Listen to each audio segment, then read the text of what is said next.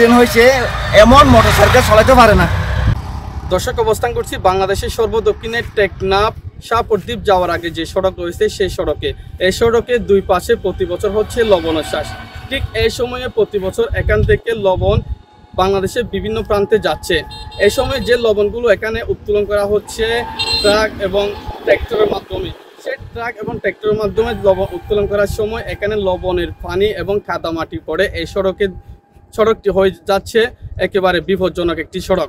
স্থানীয়রা বলছে আমাদেরকে এই সড়কে মানুষ চলাচল করতে পারছে না এবং গাড়ির যারা চালক তারা বলতেছে খুব বিপজ্জনক সড়ক হয়ে উঠেছে। সকাল 6টা থেকে 10টা পর্যন্ত এবং সন্ধ্যা 5টা থেকে মাগরিবের পর পর্যন্ত এই রাস্তাটি খুবই বিপজ্জনক হয়ে উঠেছে। আসলে যে ড্রাইভার বলতেছে যে কোনো সময়ে এই স্থানে এই সড়কে ঘটনা ঘটতে পারে, এমনটা আমাদেরকে বলছে এখানে যারা গাড়ির চালক রয়েছে তারা। আমরা কথা বলবো এখানে যারা লবণে শ্বাস করতেছে তাদের সাথে কথা বলবো, গাড়ির ড্রাইভারদের সাথে কথা বলবো, কি করলে কোন পদ্ধতি ব্যবহার করলে এই রাস্তার যে সড়ক রয়েছে সেই সড়কের পানি একটু কম পড়তে পারবে এবং সড়কের যে অবস্থা হয়েছে সেটি কিভাবে পরিত্রাণ পাবে, আমরা সে বিষয়ে কথা বলবো।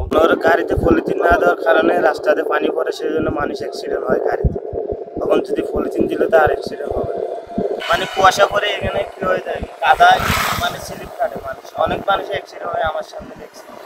এই রাস্তার অবস্থা রাত 8টা থেকে সকাল 10টা পর্যন্ত যে লবণ পানি আর মাটি, আর রাত্রে যে টলিয়ে মাটি টানে, টলির থেকে মাটি পড়ে, মাটির পড়ার পর রাত্রে লবণ পানি পড়ার পর সকালে যে কাদামাটি 10টা পর্যন্ত আমরা গাড়ি চলার খুব রিস্ক হওয়ার পর এই যে অনেক গাড়ি অ্যাক্সিডেন্ট হয়েছে, এমন মোটরসাইকেল চালাতে পারে না।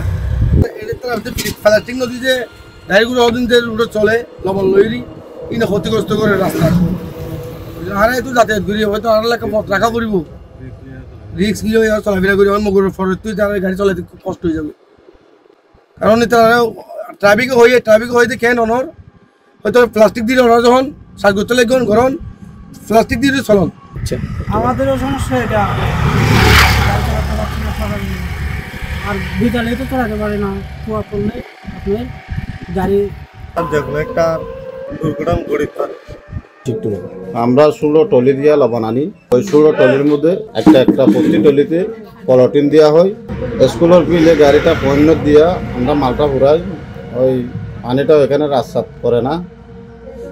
মনে করেন ওই টলির কিছু চাক্কা আছে, ওই চাক্কার মধ্যে কিছু কাদামাটি আয়া ওই রাস্তার মধ্যে পড়ে, ওগুলো একটা পানি দিয়া যদি সাফ করলে শেষ হয়ে যেত, কিন্তু লবণের সাহায্যে একটু কম, এই জন্য কেউ আগ্রহ করে না।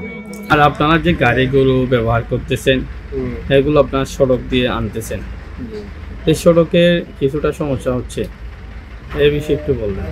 সড়কের যেটা বর্তমান রুট আছে ওইখান থেকে আমরা লবণ আনি, আর বিকল্প আমাদের লবণ আনার কোনো পয়েন্ট নাই। এটা তো দেশের সম্পদ, লবণ যেটা ওইটা তো দেশের সম্পদ।